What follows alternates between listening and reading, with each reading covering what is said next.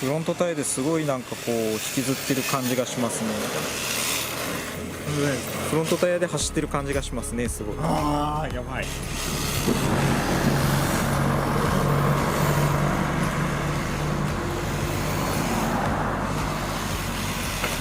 危ないと思った時にはい。ステアリングでこうかわしてますよね。ああ、はいはだからまあ悪くはないんじゃないかなと思うんですけど、リアタイヤでこうなんていうんですかね、書いて曲げて車を持って行ってとかっていう感じは少ないですよね。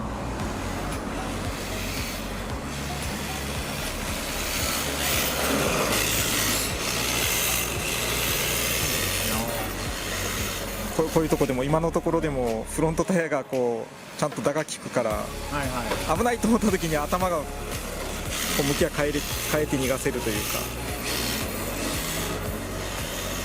前のタイヤに後ろがついていってる感じがしますね。そうですね。ぐにゅぐにゅって動かしてこことかでぐにゅぐにゅって動かしてもこう前に後ろがついていってますよね。はい。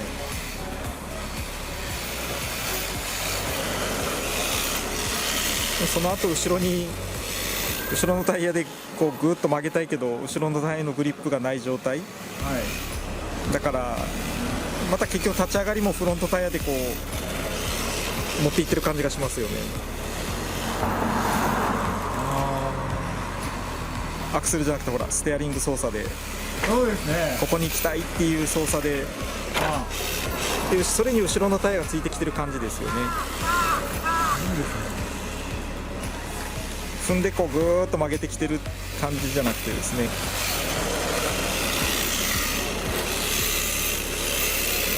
踏んだらケツが出るでしょうね。もっとチュルチュルっとはい。押し出すんじゃなくて、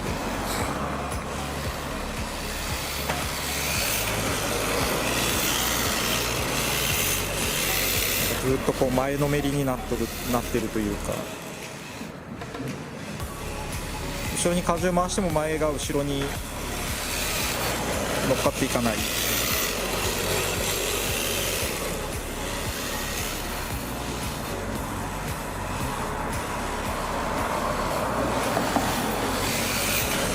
ように見えますね。なんか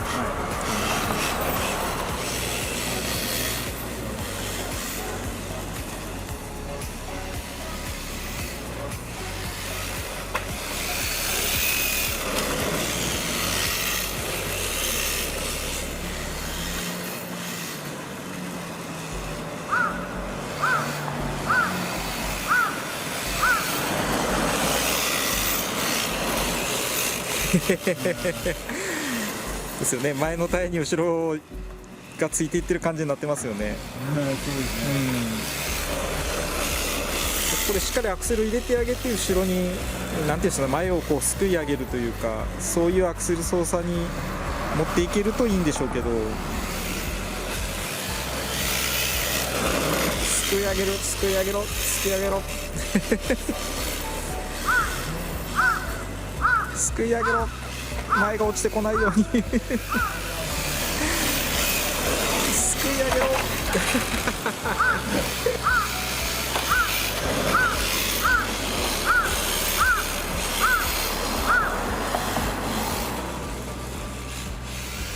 後ろだけがポコッとこう沈んでポコッと上がってみたいな感じの動きになって、それに対して前がついてきてない。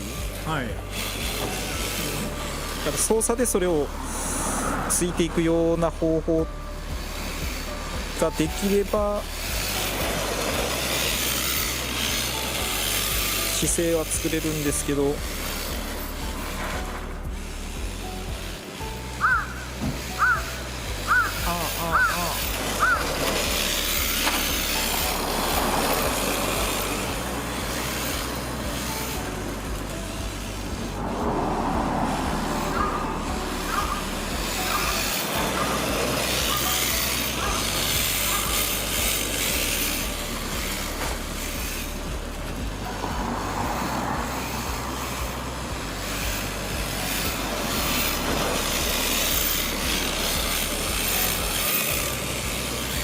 フロントのスプリングのテンションをかけてみましょう。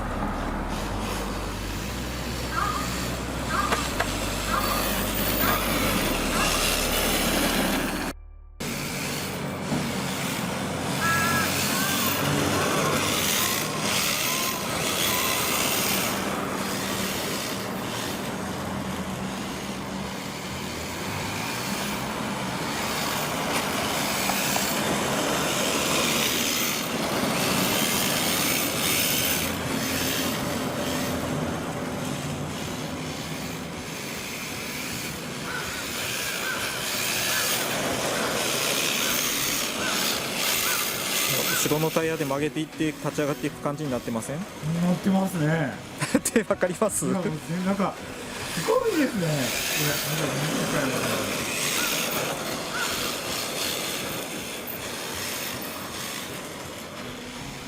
なんかはい、ところのこの右から左に行くところがはい。車のねじれが速くなってますよね。そうですねだからフロントタイヤで無理やりこう引きずって向きを変えてやるっていうことをしなくてもはい。車がねじれるからポイポイって向きが変わりますよね。変わりますね。アクセルで。こういうことなんですね。ということです。アクセルアクセルアクセル、そうそうそうそうそ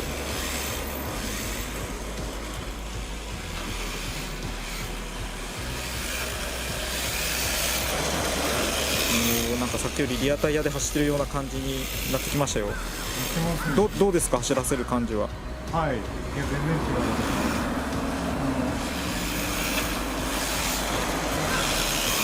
右から左に行っ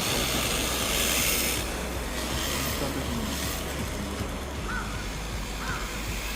ほらこういうところもアクセルで、なんかこういってるじゃない。さっきまでフロントタイヤで行きたいところに一生懸命持って行ってましたよね。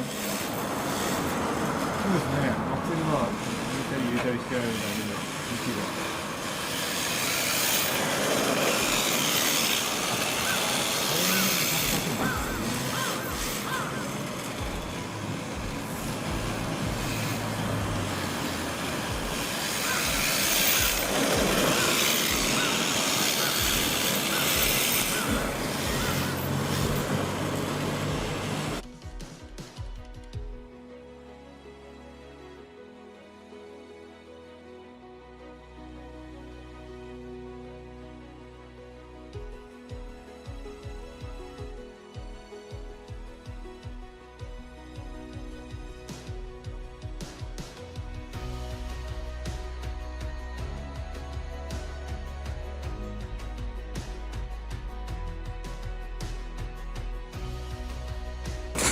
ハンドルが忙しくないでしょ。だからステアリングの分をアクセルに振ってやったんで、アクセルはさっきよりもはい。コントロールするというか、アクセル入れるところも増えてるし、入れる時間も増えてると思うんですよね。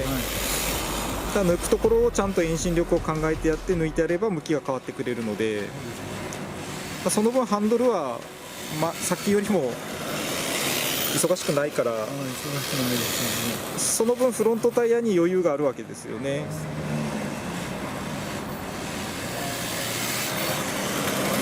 フロントステアリングの仕事をちょっと減らしてあげることによって、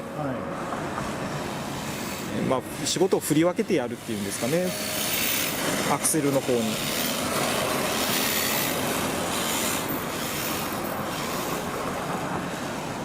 そうすると操作にも余裕が出てくるので、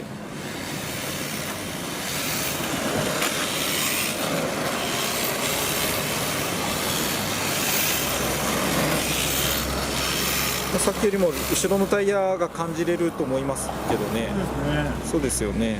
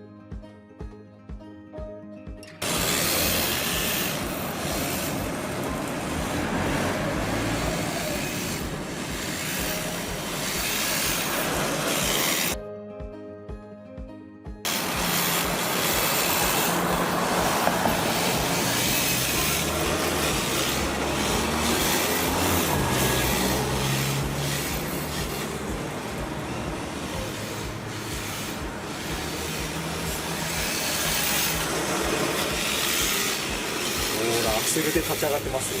いやそうですよ。全然違いますよね。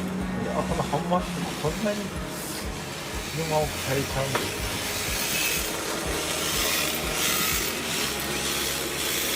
また戻してみてください。あ、やばい。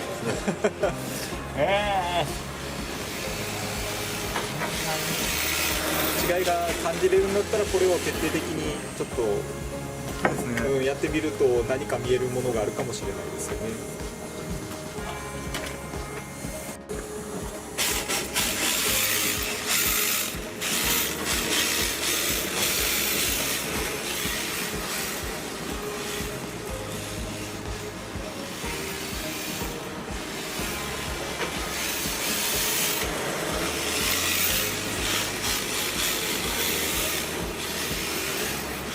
そうですね。やっぱ先にちょっとこうステアリングをこう入れちゃってる感が、じゃないとこう置いてきてくれない感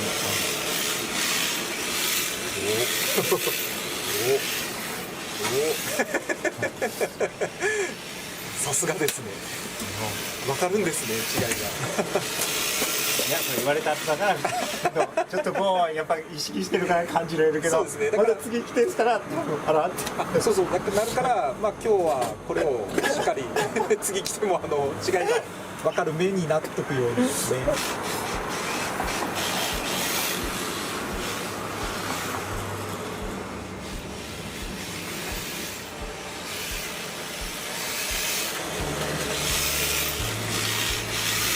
から一生懸命フロントタイヤでいや動かしてますよね。やば、こんなに違ったんですね、実は。実はそんなに違うことを自分でやってたのに。やってたのに。いや、でもその操作が結局それに対応した操作をしようって自然にしてるっていうことは、はいやっぱり見えてるものがあるからだと思うんですよね。はい。はい。なんか言われても多分気づかない人は気づかないと思うし、はい。気づけるところが見えるようになってきてるっていうことなので、だったらもっとそこをしっかり見えるようになると自分でそれを使いこなせるようになるんで、まあ、車のバランスも取れるようになるし、バランスが悪いんだったら悪い中で操作を自分の中で、この車はもうこういうところが、こうなるからだったらちょっとここを意識してとかいう操作をしてあげれば、まあ、要はその車のポテンシャルを 100% 引き出すっていうのは、まあ、そういうところもあるかなと思うんですよね。ならないものをどれだけ引き出してあげて、なるところを活かせるところをどんだけその車で活かせるところを引き出してあげるかっていうのは、こういう違いとかが一つ一つがしっかり見えてくるとコントロールでできるようになる。コントロールできるっていうことは何かを我慢してるところがあるから、じゃあこの我慢してる動きのところをもうちょっと自然に車が動くバランスにしてやったりとかしたら楽になるよねって言ってそこを触るは、車がもっとこうコントロールしやすくなるセッティングになっていくので、だからその違いをまずはしっかり分かるようになれば、操作もだけどセッティングも何をしたらいいのかっていうのも自分で判断できるようになっていく領域がどんどん広がっていくから、もっと楽しくなります。楽しいですね。楽しいですね。いや本当に。いやでもやっぱり一人で知らせても全然気づかないところでしたね。本当ですか。これはやっちゃってますからね。車に合わせてますからね。やってますからね。合わせれる男ですからね。なかなか奥さんには合わせれなさそうですけど。そうですね。あ、奥さんには合わせてるんですよ。奥さんには大丈夫なんですよ。はい。奥さんにはなんとかなる。合わせれる男です。やばい。そのいいところに気づけたっていうだけでも人生がまた変わるんじゃないですか、これからの。そうですね。俺は合わせれる男なんだ。それ気づかずに合わせてしまってるところを、気づけると、またその合わせるのにも合わせ方が意識して合わせればもっと自然に合わせてる以上に合わせれるようになると思うので。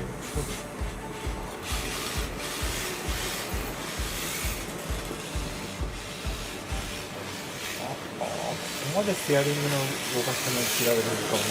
アクセルも違いますよね。そうですね。途切れてますもんね。だから、さっきはググググググってアクセル入れて曲がっていってたじゃないですか、はい、あれアクセルでも曲げていってる状態だったから安心して多分アクセルも踏めてたと思うんですよね。でも今それができないから一生懸命フロントタイヤを使って、はい、後ろのタイヤをそれにこう合わせてあげてっていう操作するから途切れたりとかしてるんだと思うので、なんかその辺を意識しながらまたテンションを半巻きかけてあげて走って、はい、あやっぱりこうなんだって、あここが本当に違うなとか自分の操作がここ違うなとかっていうのとかもしっかり見れるようになってくれば次のステップにまた進めるかなと思いますけどね。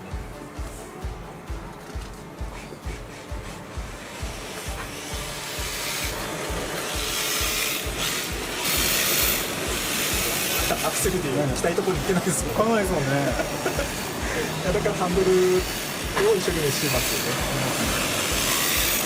やっぱり後ろに車全体がこう、荷重が後ろに全部行ったり車全体が前に行ったりっていうコントロール、要は舵を一つの塊で回しているか回してないか。だから回りにくい車でも操作で一つの塊で回してやるっていうことができれば回せないことはないんですけど、でもやっぱりそのできることは少なくなってきますよね。バランスがいい車の方が自然に車が動いてくれるのに沿ってあげてそれを生かしてあげるっていうことができるバランスの方が、まあ、当然いろんなことができるし走りも楽になると思うので。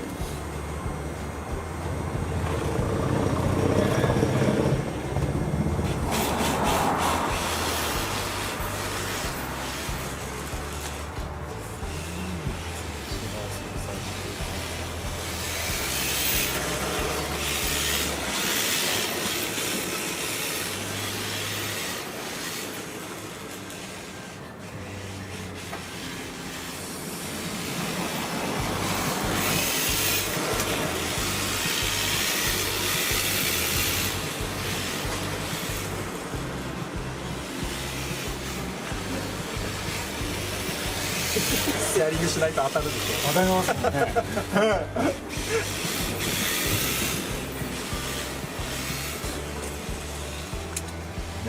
そうですね、本来使ってないようで使ってますね。危ないと思ってハンドル一生懸命切ってますよねでもアクセル入れたいからって言って入れると持ってないところにビューって車行っちゃいますよね。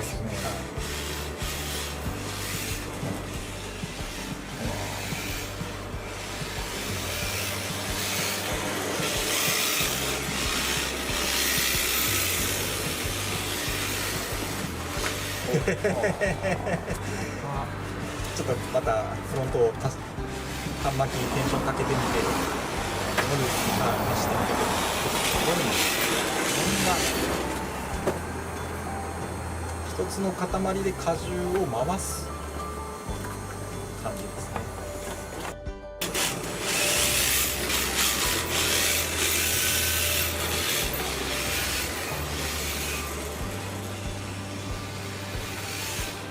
アクセルで曲がるでしょ。すごいですねほら帰ってくるでしょ。はい、入ってきますもんねこういう違いなんです。車がねじれてますよね、こうグニグニって、はい、そこでやっぱり前だけ後ろだけって別々動くから、でも前のめりに車が鳴ってるから後ろのタイヤに頼れないからハンドルでこう避ける操作をしてあげてっていう走り方が、はい、後ろのタイヤが使えるから踏んでアクセルで行きたいところに行けます。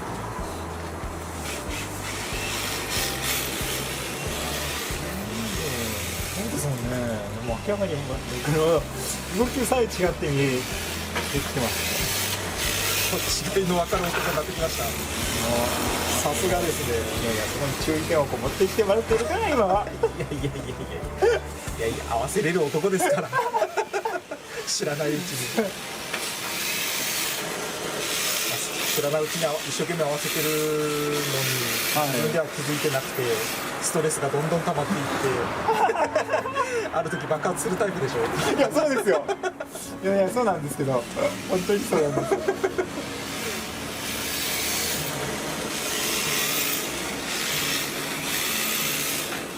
やばい、一番やばいタイプなんです。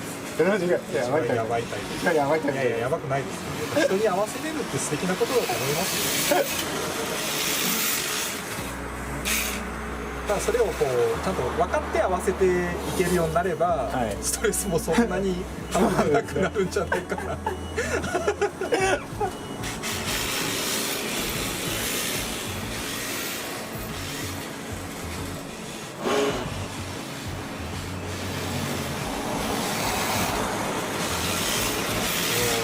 ちょっと飛ばしてコントロールする余裕があります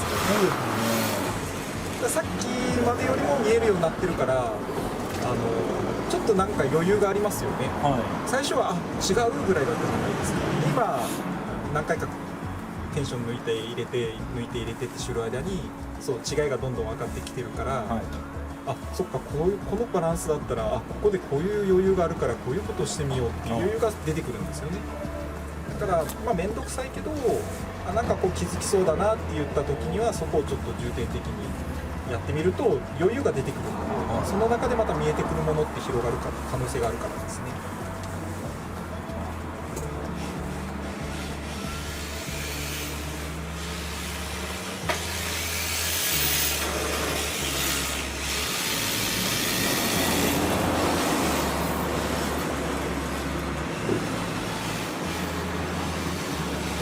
さっきの状態だったら完全に土手に行ってますね。行ってますよね。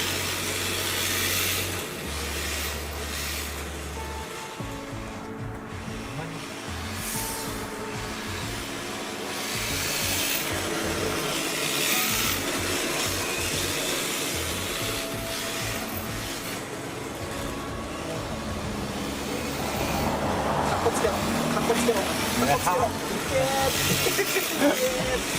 おお、ほらほら、そこも全然さっきの状態だったら全然違うはずです。はい、違いますね。あ、これです。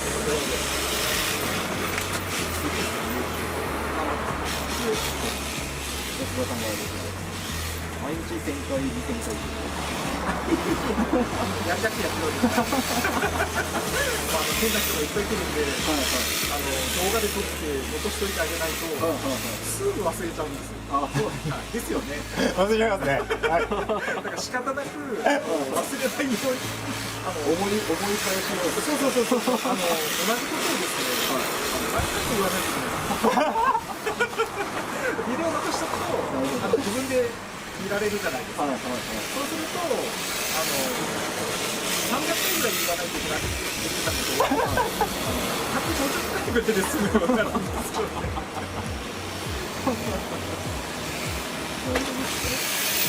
だからもう全然再生回数を上げようとかするのは思ってないんですけど、でもやっぱりなんかこう今更聞けないとかっていう方もいらっしゃるんですよね。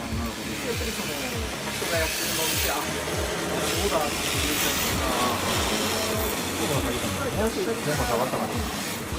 再生回数だけは上げようと思ったらもっとやれる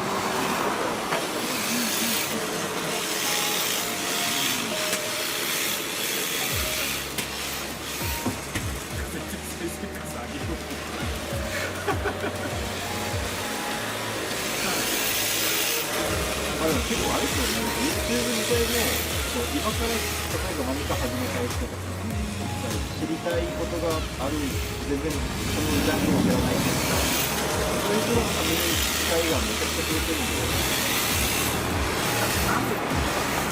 深いものをやろうと思ったら、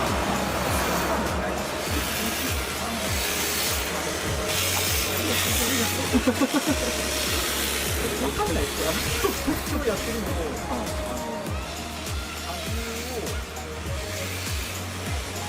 フロントの車道を、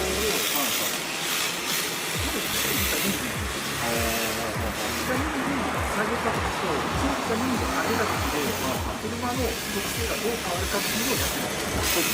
こんなん多分、そんなに見て分かる人いないんで、すぐはなかなか開かないんですけど、そのぐらいの人は、そういうなんか興味ある人もいるんですよ。なるほどですね。じゃあ撮ってるんだ。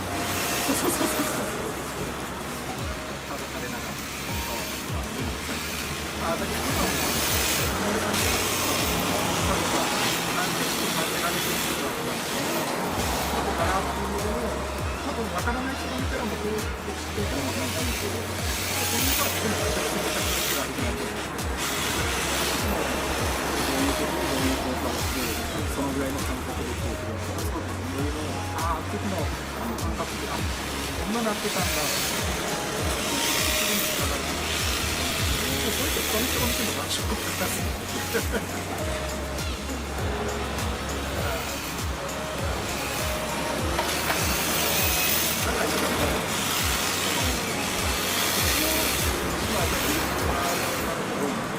サムネとかはちょっと目立つようになんとかしてあげないかんな。